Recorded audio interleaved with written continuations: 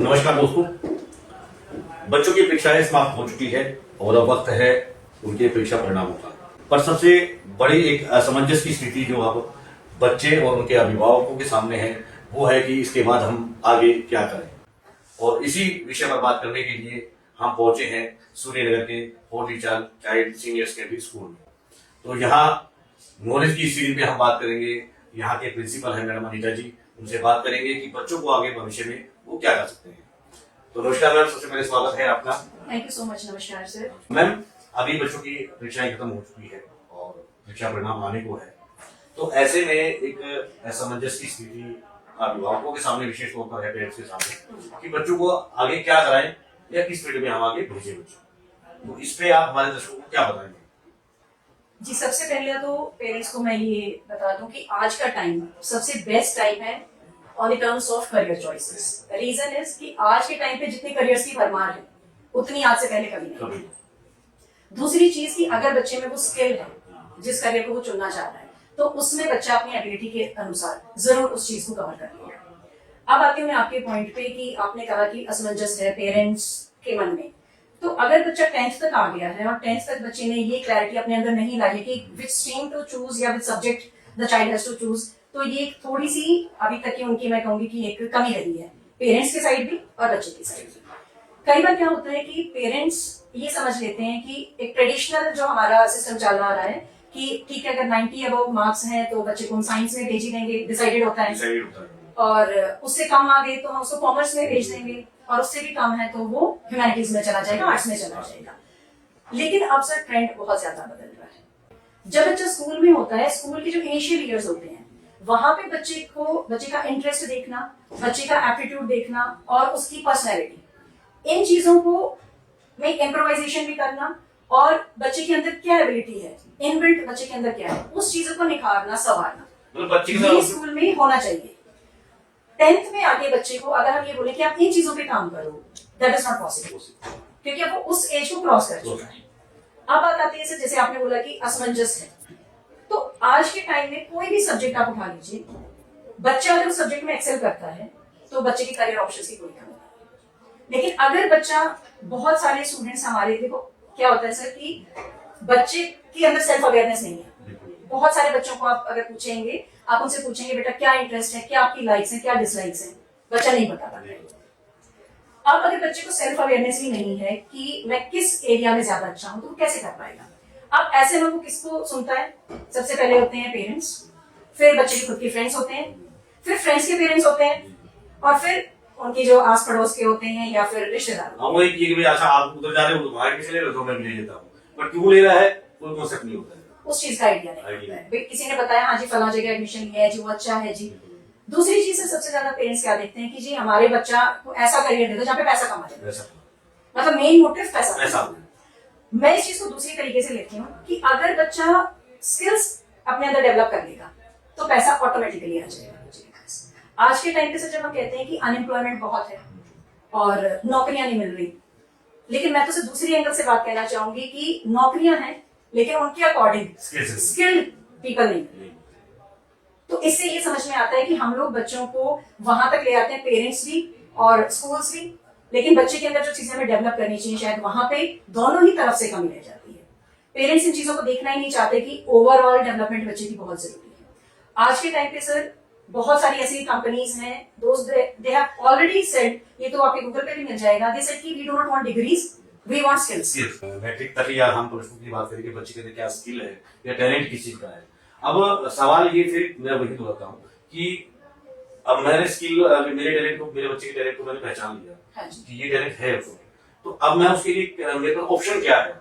मैं जैसे बात करूँ कि एक बच्चा जो है वो स्पोर्ट्स में अच्छा है, एक बच्चा जो है जो मैथ में अच्छा है, एक बच्चा साइंस में अच्छा है, एक बच्चा उसका फाइन आर्ट में अच्छा है, बट उसके पास ऑप्शन क्या क्या है?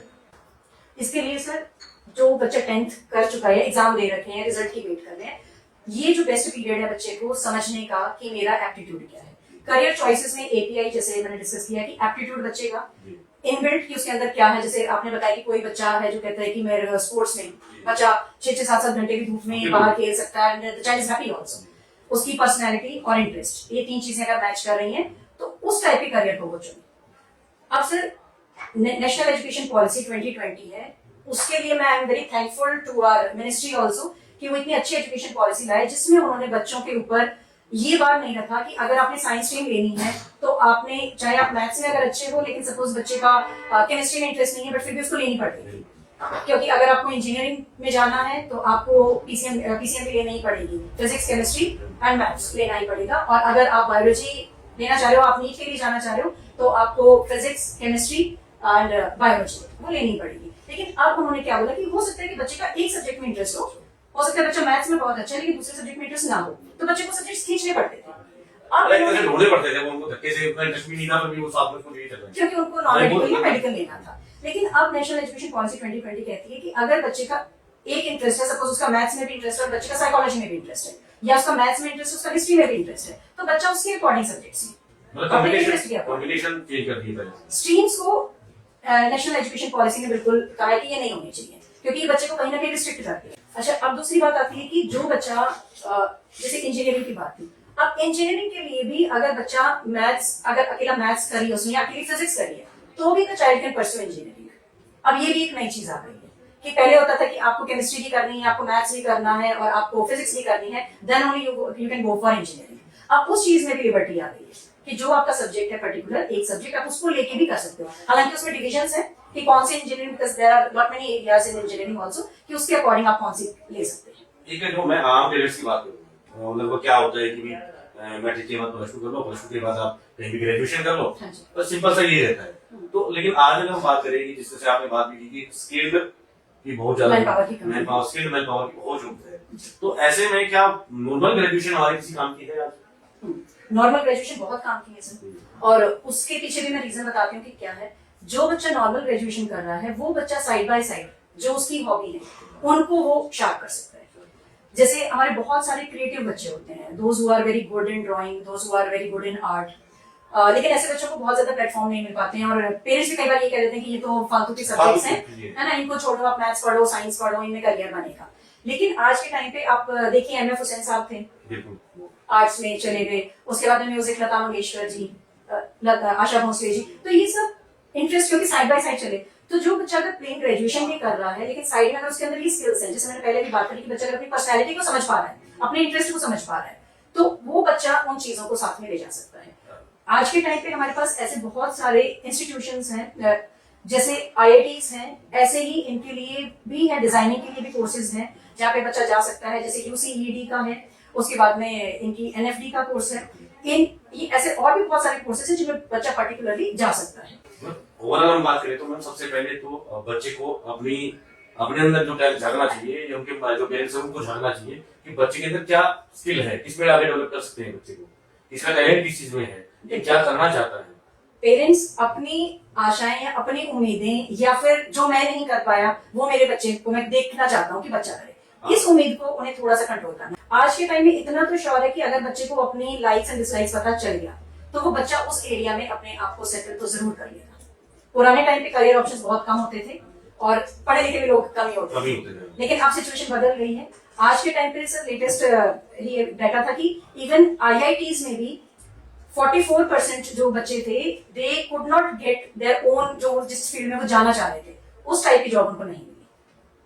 तो इससे एक चीज ये भी समझ में आती है कि शायद कहीं ना कहीं वहां पे भी लैक हुआ है। तो career guidance is not only required for class 10th and 12th, ये बहुत लंबा प्रोसीजर है जिसमें आपको हर स्टेप पे जरूरत होती है कि आप अपना करियर को कैसे आगे भी परस्यू कर सकते हैं, आगे और फ्लरिश करने के लिए चीजों को। लेकिन अभी जैसे हम बात कर रहे हैं स्कूल की, क्लास 10th की बेसिकली जो हमने पॉइंट शुरू किया था, तो वहां पे मैं पेरेंट्स से ये चीज जरूर रिक्वेस्ट करना चाहूंगी कि वो अपने बच्चों को इतना टाइम जरूर दें जहां पे बच्चा स्क्रॉल करे चीजों को। आजकल देखिए गूगल पे बच्चा का जो इंटरेस्ट है, सपोज बच्चा बहुत अच्छा, कम्युनिकेशन स्किल्स बहुत अच्छी है बच्चे की, and might be the child is very good in academics also, बच्चा 90% से अबव मार्क्स ला रहा है, जो कि आजकल कहें तो नॉर्मल है। तो ऐसे में भी बच्चे के ऊपर ये ला देना कि भाई आपने साइंस ही लेनी है, मेडिकल ही लेनी है, नॉन मेडिकल ही लेनी है, let the child explore the options. तो गूगल पे आजकल सारी चीजें बच्चा अपने इंटरेस्ट के अकॉर्डिंग इसमें डाले कि ठीक है मुझे इस फील्ड में इंटरेस्ट लग रहा है, उसमें डाले, उसके पास सारे करियर ऑप्शंस आएंगे कि इसमें आप ये कर सकते हो, इसके लिए ये आपका एंट्रेंस एग्जामिनेशन होगा, ये इसमें क्राइटेरिया रहेगा, इन चीजों की आपने प्रिपरेशन करनी है, and accordingly the child can choose. सबसे पहली बात थी कि अपने अंदर क्या है, क्या टैलेंट छुपा हुआ है, या क्या मन में इच्छाएं, Self awareness. सबसे पहले उसको पहचाने। बिल्कुल, उसको पहचानने के बाद फिर सारे रास्ते ढूंढते चले जाएंगे। बच्चे को ये पता चल जाएगा कि मैं ये करियर मेरे लिए बेस्ट सुटेबल है या नहीं। अगेन मैं पेरेंट्स को एक ही रिक्वेस्ट करूंगी कि वो बच्चे पे लेबल ना लगाएं। आज भी हमारी सोसाइटी में ऐसा है कि हम भी अगर बात करते हैं कि अच्छा बच्चा क्या कर रहा है, ह्यूमैनिटीज है, अच्छा मन में हाँ, एग्जाम वाला हाँ कमजोर ही होगा बच्चा, अच्छा साइंस है, अच्छा। लेकिन आज के टाइम पे अगर बात करें तो सबसे ज्यादा जो अनएम्प्लॉयमेंट है वो साइंस सेक्टर में है। रीजन क्या है कि हर बच्चा एक ट्रेंड बन गया है, बच्चा 7th में आया, 8th में आया, 9th में तो आते डेफिनेटली कि उसको एकेडमीज में भेजो बच्चे को, और बच्चे को नीट या IITs। देखिए आप भी देखेंगे न्यूज़पेपर्स में भी बहुत बड़े बड़े पूरे पेजेस के आ जाते हैं एडवर्टीजमेंट की बच्चों ने किया, लेकिन वो बच्चे शायद उस एकेडमी का 0.1 या 0.2% बच्चा होता है। उसके बाद का जो सारा बच्चा है वो रिस्पॉन्सिबल फॉर दैट, कहाँ गया किसको पता ही नहीं है। जबकि वो एक बच्चा, वो अपने माँ बाप के लिए तो वही सब कुछ है ना। और वो बच्चा अब क्या कर रहा है, क्योंकि उस बच्चे ने शुरू से पेरेंट्स ने पैसा भी लगाया है। अब देखिए इंटरेस्ट, एप्टीट्यूड और बच्चे की पर्सनैलिटी, ये तीनों ही चीजें आप पैसे से खरीद नहीं सकते।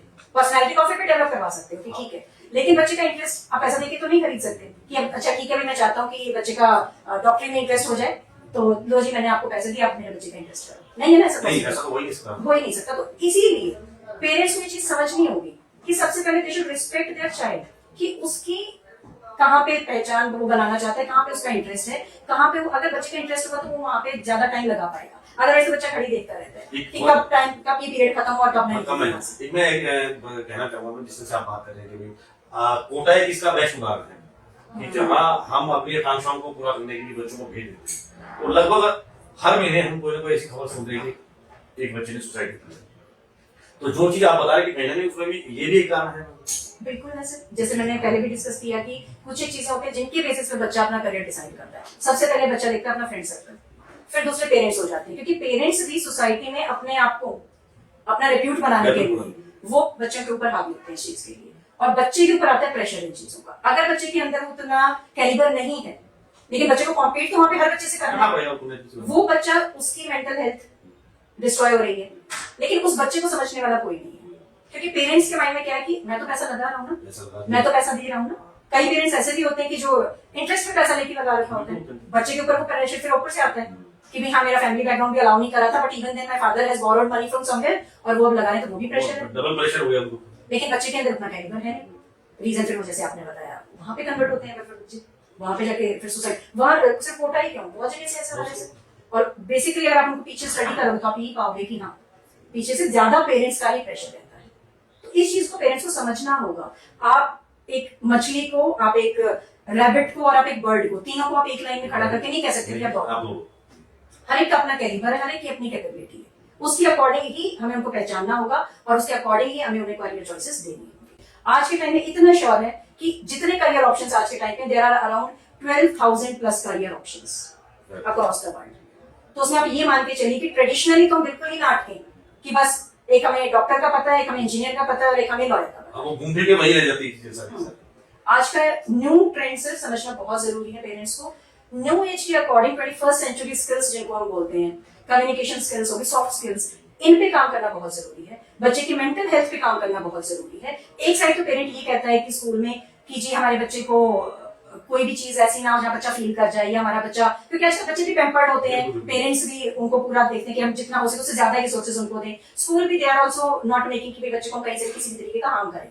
तो बच्चे मेंटली उतने टफ नहीं हो पा रहे हैं जितना होना चाहिए ना, जो पुराने टाइम में, हमारे टाइम में जो एक चीज पहले तो बच्चे बड़े हार्ड हो जाते थे, तो आप बच्चे अपने आप को बहुत अनसिक्योर फील करना या डिपेंडेंट फील करना, ये काफी चीजें देखने को मिलती है। तो इसकी वजह से क्या होता है कि बच्चे को समझना, क्योंकि एक जैसे आफ्टर कोविड ऑल्सो ये चीज आई है कि बच्चे जो है वो सोशल स्किल्स बिल्कुल भूल रहे हैं, बाहर निकलना पसंद नहीं कर रहे हैं ना, फिजिकली किसी से मिलना नहीं पसंद कर रहे हैं। तो जब बच्चा वन साइडेड हो जाता है बिल्कुल, तो देयर आर हाई चांसेस कि बच्चा जो है मेंटली कहीं ना कहीं फ्रस्ट्रेटेड जरूर होता है। उसमें आपको बच्चे को क्वालिटी टाइम देना होगा। देखिए आज के टाइम पे क्या होता है कि सारे बैठे 5-7 मिनट बातें हुई, उसके बाद सबके पास अपने अपने गैजेट्स होते हैं, कोई फोन पे लग गया, कोई लैपटॉप पे लग गया, यही होता है आज के टाइम पे।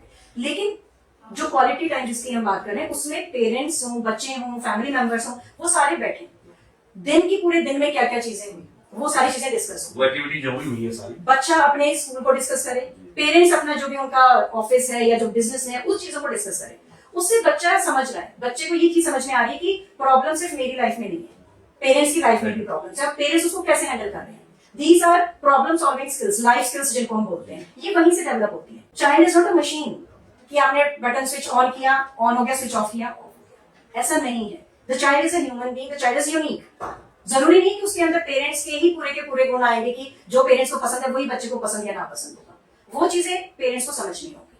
और इसमें मैं बहुत बड़ा रोल मानती हूँ टीचर्स का, क्योंकि देयर आर 6 आवर्स जब बच्चा स्कूल में भी रहता है, और उस दौरान if the teachers are also well aware of the career options, वो भी अगर बच्चों को समझें कि what kind of personality the child is, what is the abilities the child is having, कौन सी एरियाज है जहाँ पे बच्चा बहुत अच्छा कर सकता है, कौन से एरियाज है जहाँ पे बच्चे को उसकी स्ट्रेंथ एंड वीकनेसेस, वो चीजें पेरेंट के साथ में बच्चा जरूर डिस्कस करें। And right from the beginning बच्चों को आज के टाइम पे तो सारी ही चीजें तो हमारे पास अवेलेबल है, गूगल से आप ले लीजिए, गूगल तो सबसे बड़ा माध्यम है। स्कूल्स में अवेयरनेस इस चीज की, जैसे हम अपने स्कूल में भी कर रहे हैं कि हम करियर फेयर कर रहे हैं, हम बच्चों को right from the junior classes जैसे 5th ऑनवर्ड्स ही, as per their interest with subject they are having interest in, उन बच्चों को उस सब्जेक्ट में what all options the child can have, वो चीजें हम उनको बता रहे हैं ताकि बच्चे को पता चले। ट्रेडिशनल चीजें ही सिर्फ ना पता हो, जैसे मैंने अभी बताया कि there are around 56 to 79 career paths हैं जो बच्चा जिनमें एक्सेल कर सकता है, तो ये चीजें बच्चों को आनी बहुत जरूरी है। और बात करें मैम कि दायरा जो है, सोच का दायरा न केवल बच्चों को बढ़ाने की जरूरत है, माँ बाप को भी बढ़ाने की जरूरत है कि अपना जो दायरा है सोच का उसको आप ओपन करें और बच्चों पे कोई चीज थोपे। बच्चे को समझना सबसे पहले हैप्पीनेस, जहाँ पे बच्चे को खुशी मिलेगी वहां पे बच्चा अपने आप एक्सेल करेगा, जहाँ पे बच्चे को इंटरेस्ट होगा बच्चा अपने आप एक्सेल करेगा। चलिए मैम, बहुत बहुत धन्यवाद, आपने आज बहुत अच्छी बातें हमें बताई है और मैं उम्मीद करता हूँ कि हमारे दर्शकों को भी ये बातें बहुत अच्छी लगेंगी और हम इसी तरह आगे भी आपको नॉलेज की इस सीरीज में आगे लेके जाते रहेंगे। और इसी के साथ मैं आपका बहुत बहुत धन्यवाद करता हूँ। जय हिंद।